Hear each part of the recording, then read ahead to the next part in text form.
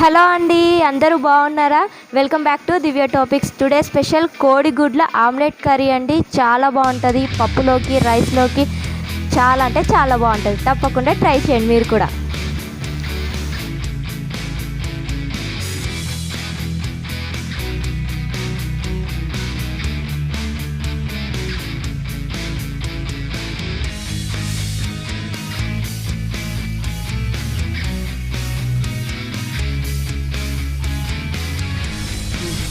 Egg omelette కర్రీకి కావాల్సిన items అండి. ఎగ్స్ అండి 5 తీసుకున్నాను. మీకు ఎంత కావాలో మీరు అన్ని తీసుకోవచ్చు.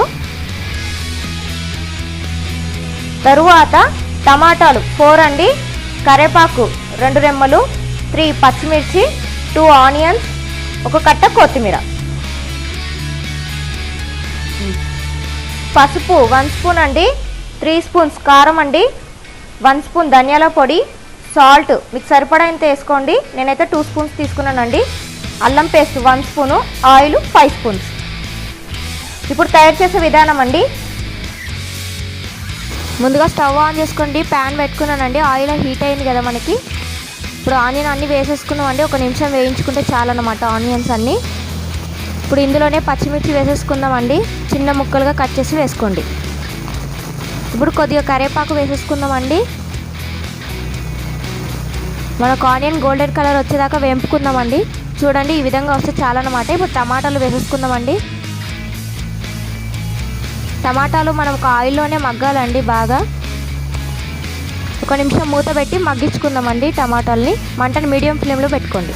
మూత తీసి చూద్దామండి. ఇప్పుడు మనకు టమాటాలు బాగా మగ్గిపోయినాయి కదండి. ఇప్పుడు పసుపు, అల్లం పేస్టు, ధనియాల పొడి, కారము, సాల్ట్ అన్నీ వేసుకొని 1 నిమిషం పాటు వేయించుకుందామండి.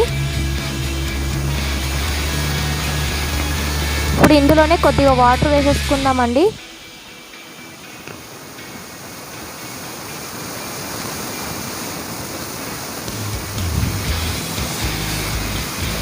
వాటర్ వేసుకొని 1 నిమిషం బాగా కలుపుకోండి. ఇప్పుడు మంటని మొత్తం స్లిమ్లో పెట్టి మూత పెట్టి ఒక 2 నిమిషాలు మగ్గించుకుంటే చాలండి. ఇప్పుడు మూత తీసి చూద్దామండి. చూడండి, ఆయిల్ అంతా మనకు పైకి తేలింది కదండి. ఇప్పుడు ఇందులోనే మనం ఎగ్స్ పగలగొట్టి వేసేసుకుందాం.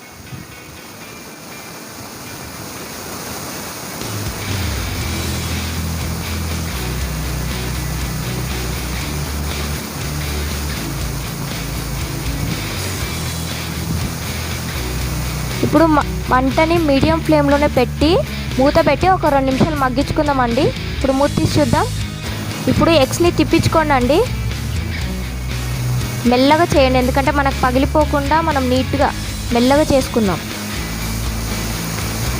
ఈ వీడియోలో చూపిస్తున్నాను కదండి, ఈ విధంగా తిప్పుకోండి. ఇప్పుడు మళ్ళీ మూత పెట్టి 1 నిమిషం మగ్గించుకుందాం.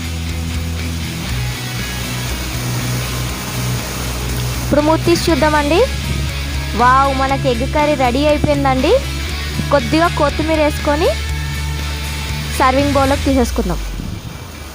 చాలా బాగుంటుందండి. పప్పులోకి, రసంలోకి చాలా బాగుంటుంది. మీరు వేడివేడి అన్నంలో తిన్నా కూడా చాలా బాగుంటుందండి. నా వీడియో కనుక మీకు నచ్చినట్టయితే లైక్ చేయండి, షేర్ చేయండి, సబ్స్క్రైబ్ చేయండి, కింద ఉన్న బెల్ ఐకాన్ని క్లిక్ చేయండి. Thank you for watching.